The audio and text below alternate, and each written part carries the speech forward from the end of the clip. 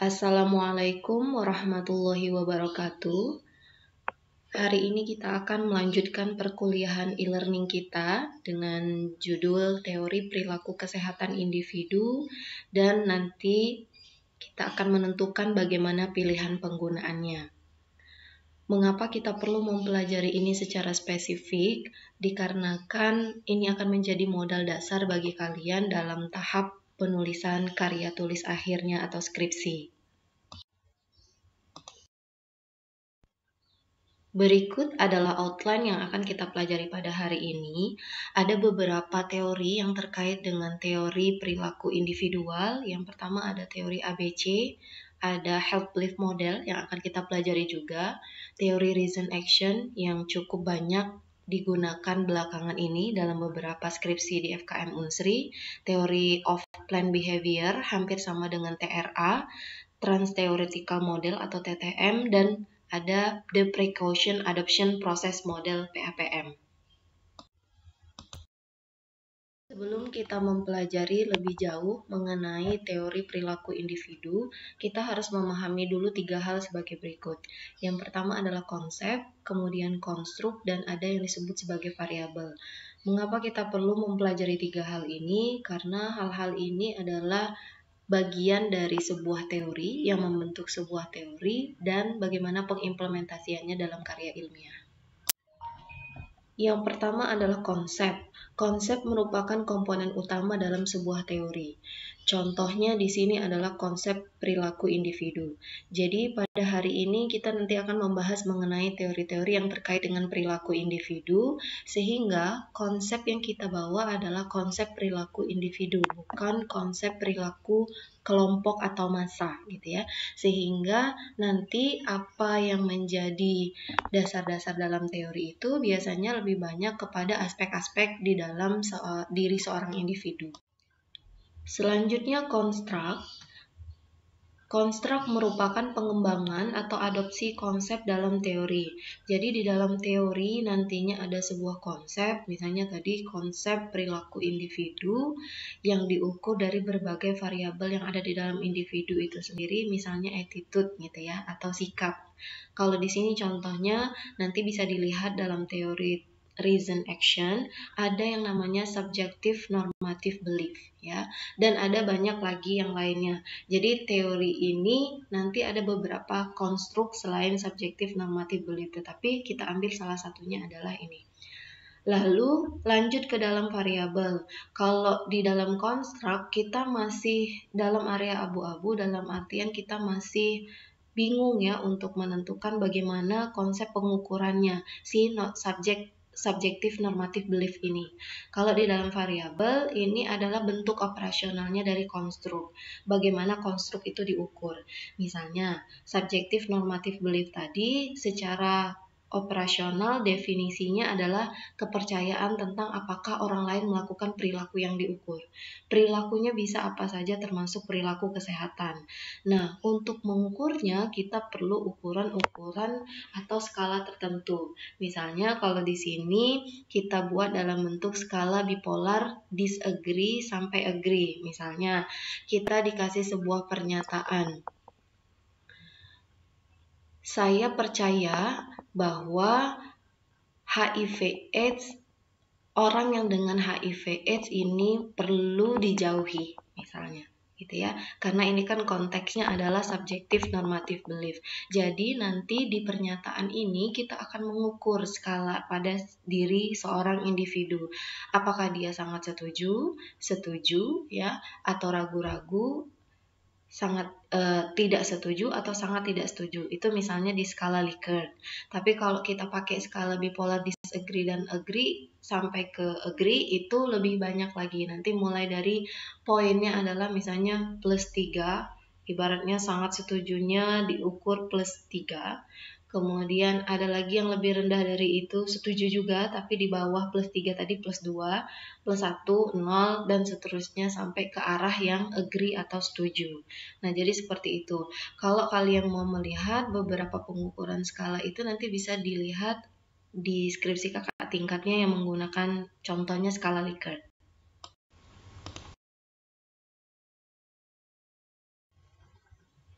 Baik, kita akan menuju ke teori yang pertama. Ini ada yang namanya The ABC Model. Apa itu ABC Model? Mari kita lihat next slide. Mari kita bahas teori yang pertama adalah the ABC model.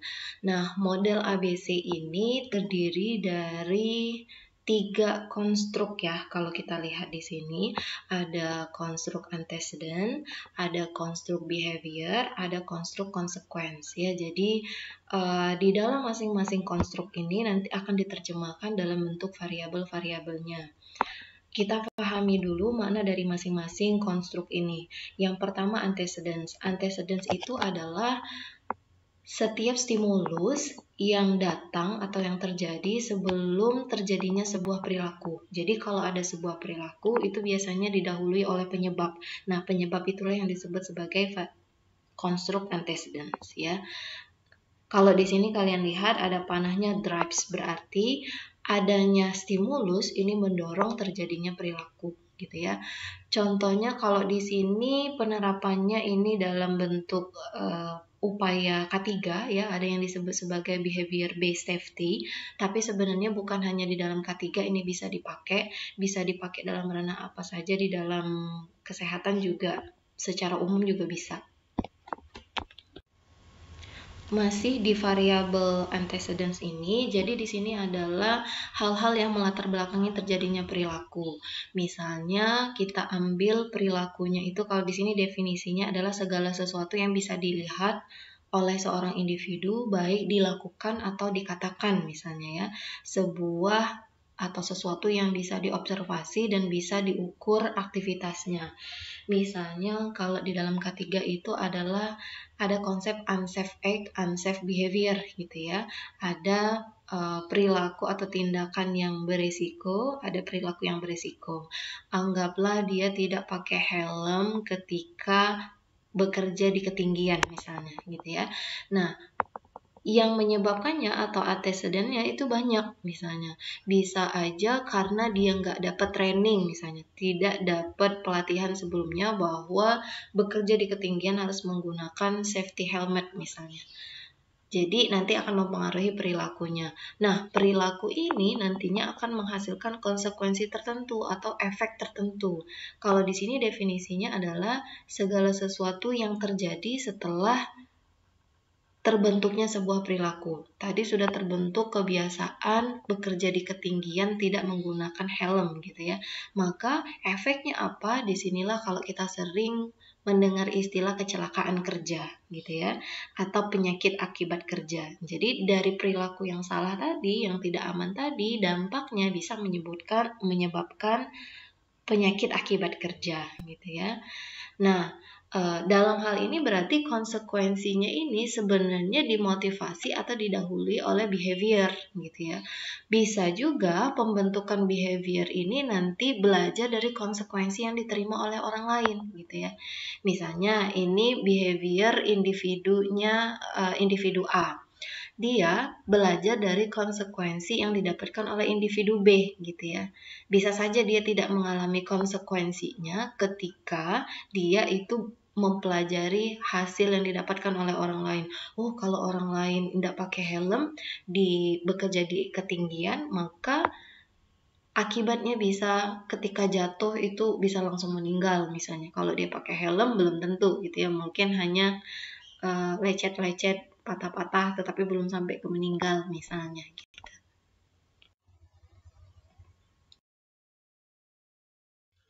Oke, sekarang kita akan sambil menyelam minum air gitu ya. Tadi kita udah belajar salah satu contoh teori. Nah, dari teori itu kita akan jadikan dasar dalam pembuatan karya ilmiah atau skripsi kita.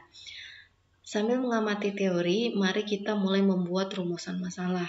Kalau latar belakang kan itu cukup panjang gitu ya, dan kita butuh waktu yang khusus untuk membuat sebuah latar belakang gitu ya. Tetapi yang perlu saya ingatkan bahwa di dalam latar belakang itu yang pastinya kita harus menjelaskan hal-hal yang terkait dengan apa yang akan kita angkat.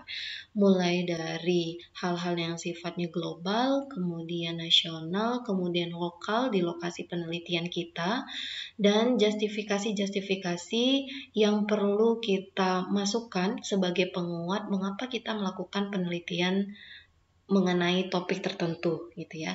Nah, latar belakang itu sebenarnya bisa disederhanakan dalam bentuk rumusan masalah. Kalau seandainya kita belum bisa membuat latar belakang secara full, mari coba kita buat konsep rumusan masalahnya terlebih dahulu. Contoh, misalnya di sini saya buat judul penelitian saya adalah perilaku bullying pada anak sekolah dasar misalnya. Jadi nanti di rumusan masalah isinya itu kira-kira ada 4 hal ini. Yang pertama adalah magnitude masalah atau besaran masalahnya. Mengapa kita mengangkat masalah perilaku bullying pada anak sekolah? Tentu kita harus memberikan justifikasi berdasarkan data gitu ya. Oh ternyata datanya secara nasional angka bullying itu paling tinggi pada anak sekolah dasar misalnya dibandingkan dengan anak sekolah tingkat sekolah lainnya, sekolah menengah pertama, menengah atas ataupun di tingkat perguruan tinggi misalnya gitu ya. Sehingga kita pilihlah masalahnya pada anak sekolah. Begitu juga dengan pemilihan perilaku bullyingnya. Kenapa kita memilih perilaku bullying gitu ya dibandingkan dengan perilaku berisiko lainnya gitu ya. Tentu di dalam latar belakang kita harus menyebutkan gitu ya. Di sini juga di rumusan masalah kita sebutkan secara singkat apa penyebabnya gitu ya. Kenapa kita mau melakukan penelitian bullying? Kita harus tahu penyebabnya apa. Oh, ternyata penyebabnya adalah misalnya kebanyakan nonton game yang sifatnya kekerasan atau kebanyakan mendengar, melihat orang tuanya yang melakukan tindakan kekerasan gitu ya, yang sebenarnya juga masuk ke ranah bullying gitu. Oke, itu what cause-nya. Kemudian yang ketiga adalah what others have done ya. Kita perlu tahu apa yang sudah dilakukan oleh orang lain terkait penelitian ini. Jadi kalau orang lain sudah melakukan penelitian apa, maka di dalam penelitian kita setidaknya ada sesuatu yang baru gitu ya. Atau kalau di penelitian orang lain, orang meneliti faktor A dan faktor X secara terpisah.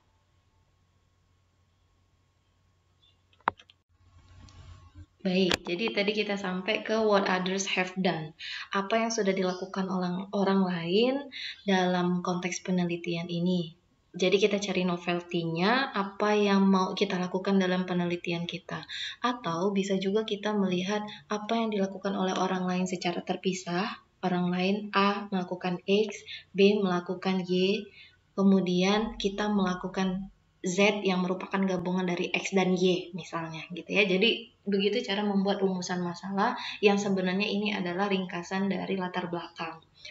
Kemudian yang terakhir adalah kita bikin research question-nya atau pertanyaan penelitiannya. Nah, pertanyaan penelitian itu bisa dalam bentuk pernyataan juga gitu ya. Misalnya, oleh karena itu biasanya di akhir paragraf kita menyebutkan oleh karena itu berdasarkan uraian dan latar belakang masalah yang ada, kita akan melakukan penelitian yang ingin mengetahui lebih lanjut mengenai bagaimana mekanisme terjadinya perilaku bullying ini dan apa saja dampaknya serta konsekuensinya bagi anak usia sekolah dasar. Misalnya begitu.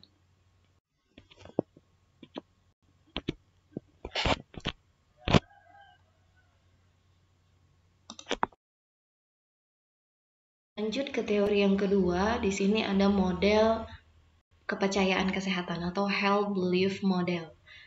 Apa itu health belief model?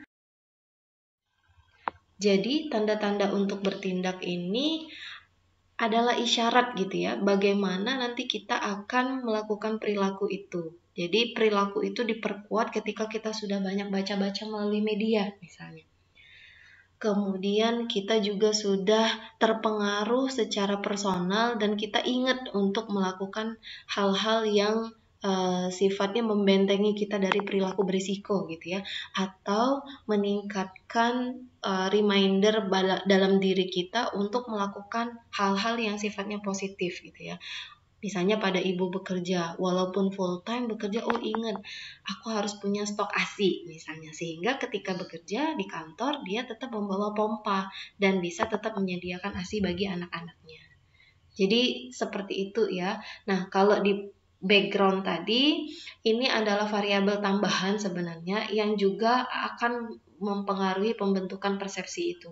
Ada misalnya sosiodemografik ya, di sini tertulis ada faktor sosial, ras, jenis kelamin, misalnya etnis, pendidikan, ini nanti akan berpengaruh terhadap pembentukan persepsi. Sementara persepsi ini nanti akan berpengaruh terhadap pembentukan perilaku.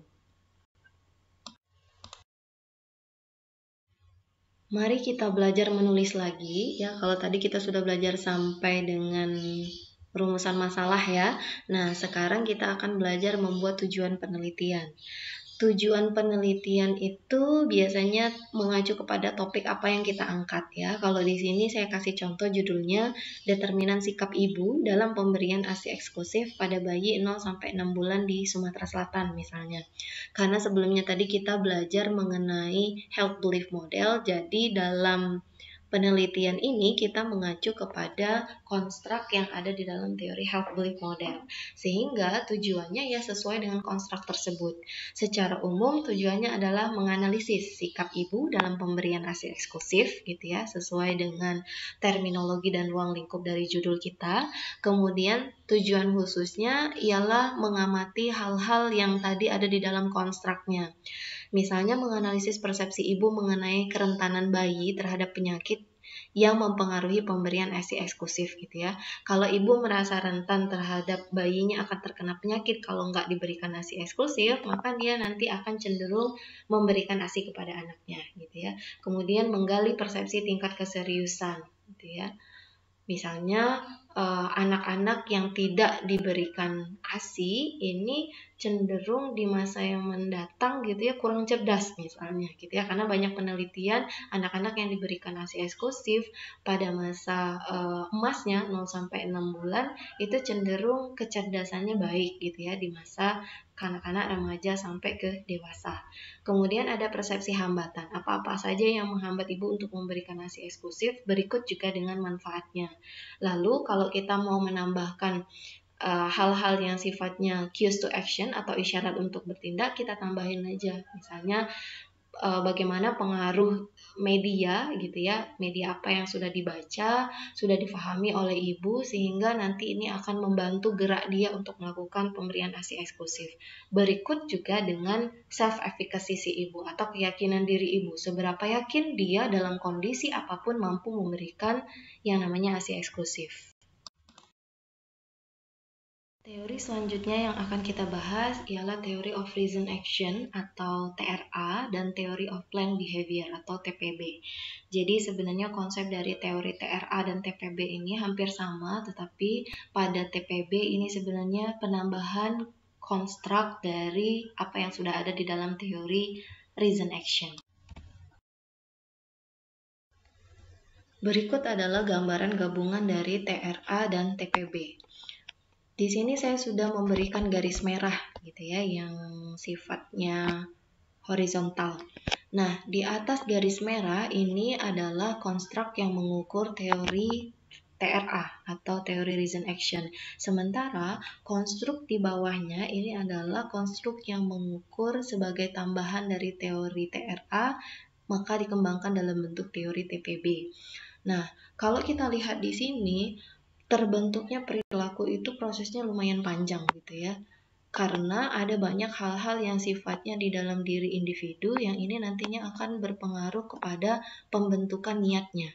Niat berperilaku, lalu dari niat ini nanti akan membentuk perilaku seseorang. Kalau dilihat di sini, kalau TPB berarti ada 3 konstruk ya, attitude toward behavior atau sikap terkait perilaku, perceived norm atau norma persepsi norma, kemudian ada perceived behavioral control atau persepsi terhadap kontrol behavior. Nah, ini adalah pengukuran langsung dari intention atau sikap gitu ya. Sementara yang ukuran tidak langsungnya adalah hal-hal yang ada di bawah dari ketiga konstruk tadi. Misalnya di attitude toward behavior itu ada instrumental dan eksperimental gitu ya. Kalau yang instrumental itu merupakan dihitung lagi atau diukur lagi gitu ya berdasarkan behavioral belief ya, atau bagaimana kepercayaan yang dianut oleh seseorang itu terkait dengan hal-hal yang menjadi outcome gitu ya. Bagaimana dia menilai itu ada outcome-nya. Saya ulangi lagi, jadi intention ini yang pertama adalah dibentuk dari attitude toward behavior. Jadi bagaimana sikap terhadap perilaku. Nah, sikap terhadap perilaku ini dibentuk oleh kepercayaan terhadap perilaku gitu ya. Kemudian juga ada bagaimana outcome evaluation. Jadi evaluasi dari dampak sebuah perilaku ya, bisa melihat dari apa yang dirasakan oleh orang lain gitu ya, sehingga nanti akan membentuk sikap dia dalam berperilaku. Kemudian yang kedua adalah persepsi terhadap norma gitu ya.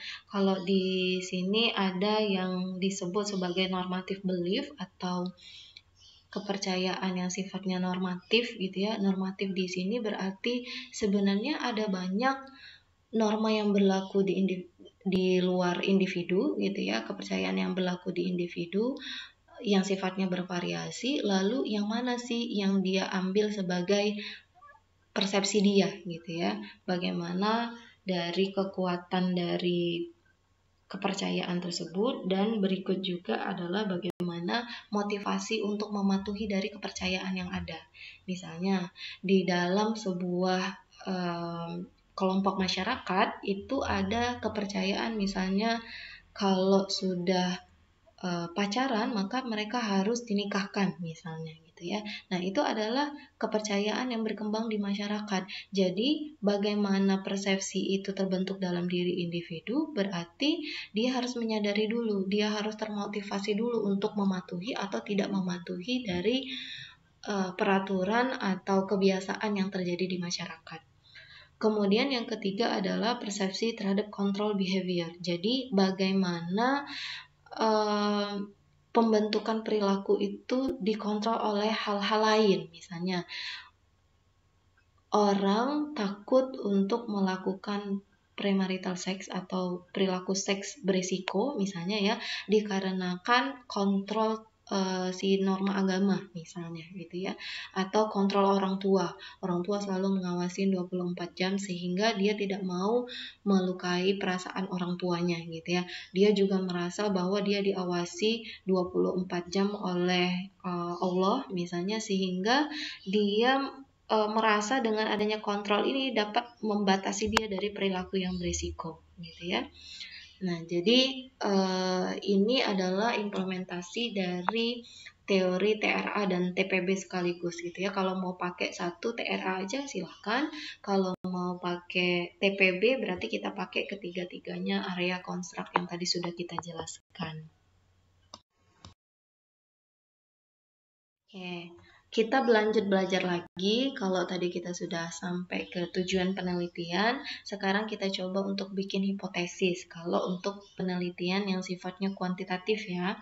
Nah, sebelumnya tadi kita belajar tentang teori TRA-TPB. Ada salah satu judul mahasiswa saya yang memakai teori perilaku berencana atau TPB ya, judulnya Analisis Perilaku Merokok pada Siswa SMP di Kota Palembang. Jadi konstruk yang dipakai adalah yang ada di dalam teori TPB. Nah, contoh hipotesisnya adalah karena itu banyak ya konstruknya, ya kita buat satu-satu ya, tergantung dari apa saja yang ada, kontrak apa saja yang ada di dalam teori tersebut. Misalnya saya kasih contoh nih, salah satunya ada perbedaan proporsi kejadian perilaku merokok, karena kita mau melihat perilaku merokok ya pada siswa SMP tadi berdasarkan niat siswa untuk merokok. Karena variabel yang langsung mempengaruhi perilaku tadi itu adalah niat ya. Nah, kalau kita mau mengukur niatnya, berarti kita ukur dari beberapa variabel konstruk yang banyak tadi, yang ada attitude toward behavior, ada perceived norm, sama perceived control perilaku tadi gitu. Atau bisa juga kita melakukan penelitian yang sifatnya nggak sampai mengkaji sampai perilakunya. Jadi kita kaji sampai niatnya. Jadi apa saja yang mempengaruhi niat orang untuk merokok? Nah, kita baru lihat dari persepsi-persepsi yang tadi. Jadi kalau dalam variabel analisis kuantitatif, kalau analisisnya sederhana ya, jadi kita hanya pakai variabel yang langsung mempengaruhi terhadap outcome yang kita inginkan. Apakah outcome-nya sampai intensi, apakah outcome-nya sampai ke perilaku gitu ya. Tetapi kalau untuk penelitian kualitatif, kita bisa menganalisis ke semuanya karena kita hanya sifatnya mendeskripsikan, nanti tinggal kita lihat bagaimana dia memberikan kontribusi terhadap pembentukan perilaku atau pembentukan niat itu sendiri. Nah, jadi gitu ya kalau untuk penelitian yang sifatnya kuantitatif. Tapi itu tadi yang sederhana ya yang saya contohkan, tapi kalau untuk pengukuran yang tidak sederhana dalam artian yang cukup tinggi gitu ya, atau levelnya expert gitu ya, atau misalnya anak-anak bios misalnya. Nah, itu kita bisa ikutkan ke semua variabel tadi, nanti pada hasil analisisnya kita akan melihat bagaimana variabel-variabel itu pengaruhnya langsung dan pengaruhnya tidak langsung terhadap outcome yang kita mau amati. Lanjut kita ke trans-theoretical model. Ini adalah gambaran dari the trans-theoretical model ya. Jadi ada beberapa tahapan di mana sampai terjadinya nanti perubahan perilaku ya. Posisi entry-nya adalah posisi pre-contemplation gitu ya. Jadi di sini fasenya adalah seseorang itu tidak melihat adanya problem di dalam dirinya gitu ya. Tetapi kenapa ya orang lain kok nggak setuju? Gitu ya, dia merokok, dia merasa ya fine-fine aja merokok gitu ya, tetapi kok orang lain merasa nggak setuju ya kalau dia merokok gitu ya. Ini adalah tahap pre-contemplation.